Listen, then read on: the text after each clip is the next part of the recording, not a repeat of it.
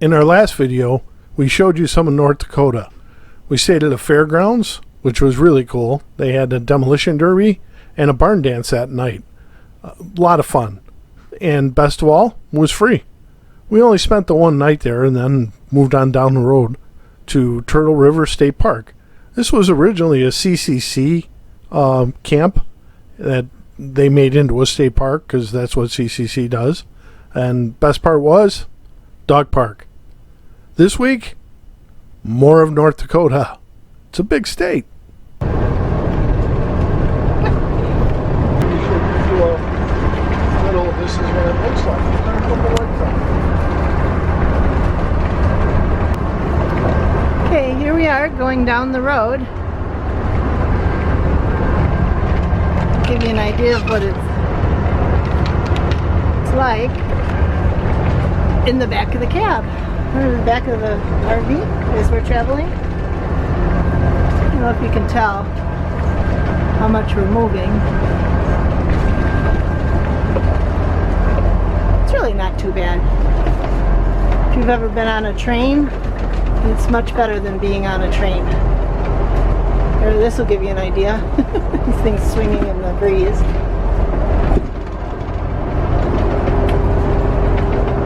But everything's put away. The bathroom is right here.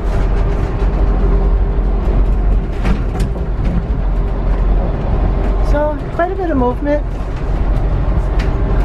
but not too bad. I always think of the movie The Long Long Trailer with Lucy trying to make a dinner, and the trailer is Ricky is driving down the road. And I wouldn't even open up the refrigerator while we're moving because stuff will come out if you're not careful. So just think of a train ride. And that's what you got here basically.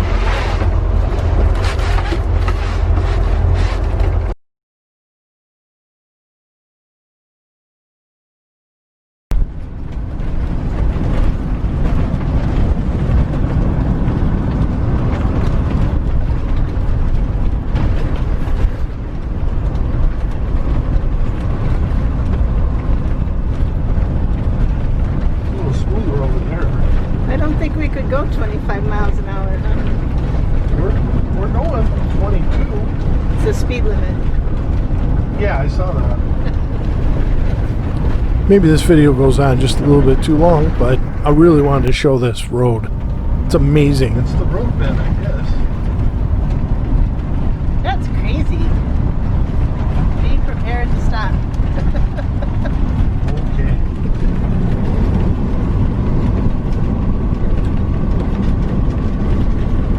Heavy plane. That's cool. Look at that.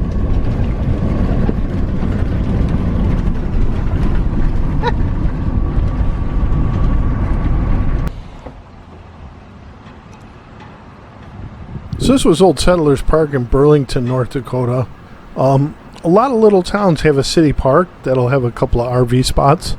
This was no exception. It was really nice, well maintained, and nobody there. It was basically just us. Electric and water, no dump, but it was what we needed. A nice little walk through the park here.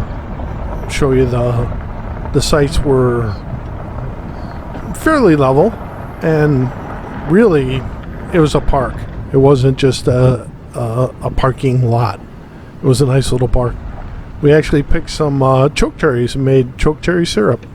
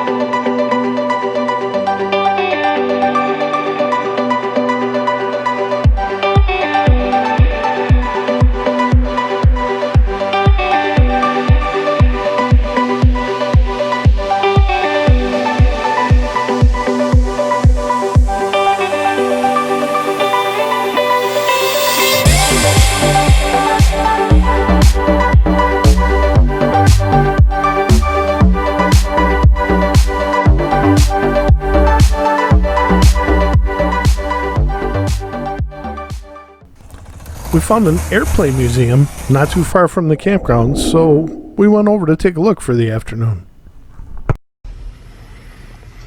You got a whole nice display here about missiles. Guess I can take this down while alone. About missile sites that we toured a few years ago.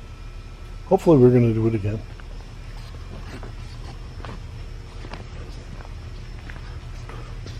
Hey, what'd you find? Airplane butt. And fire trucks. Airplane butts and fire trucks. And it's a Cub Cadet over there. Nope, it's a John Deere. Yeah, I got a million of them. Well, there were a lot of cool airplanes in the private hangar. This particular one in the corner, this orange airplane, was a Cessna that flew over both poles, north and south. Pretty neat.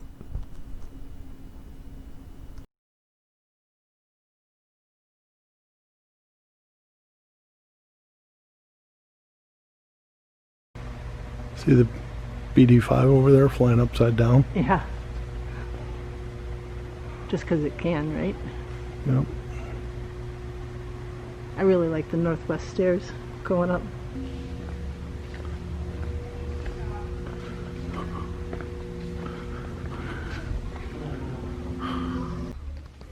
So there's one way that you could get in the air cheap.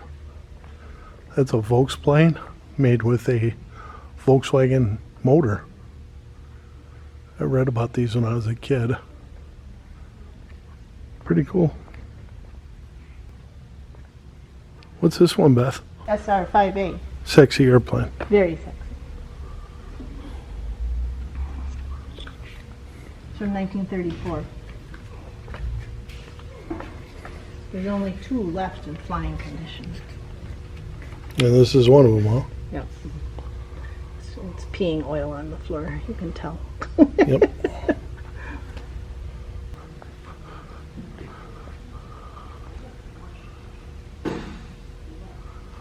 Gee, I wonder who owned this airplane. Any ideas? I don't know. I'll take a gander at it. Yeah.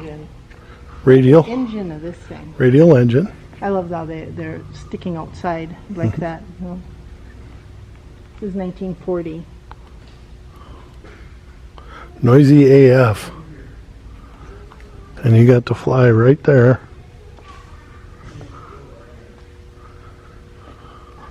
I think people in North Dakota own airplanes because it's the best way to get around from one spot to Just another. like I said, if we ever lived in Texas.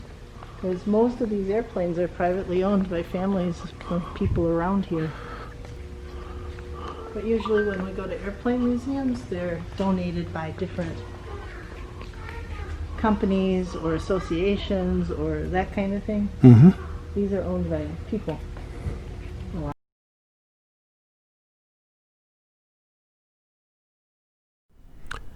This was kind of unexpected. They had a whole hangar of warbirds. All different kinds. There was, what you can see here is a P-51 and Mitchell bomber. And the cool thing is, all these airplanes fly.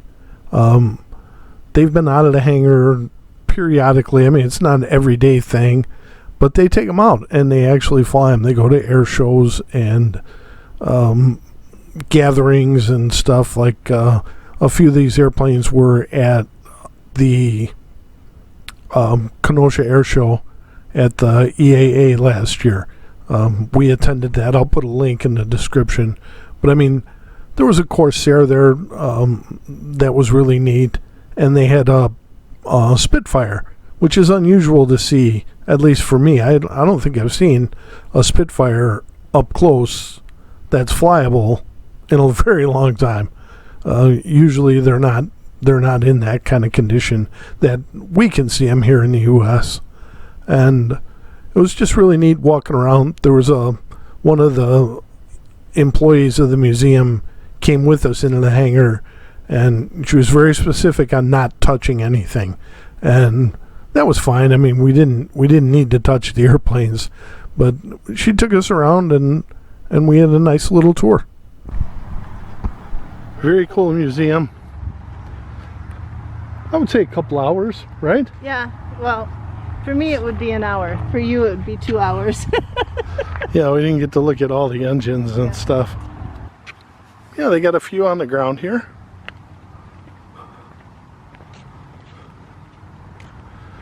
I'm surprised there's not missile stuff here.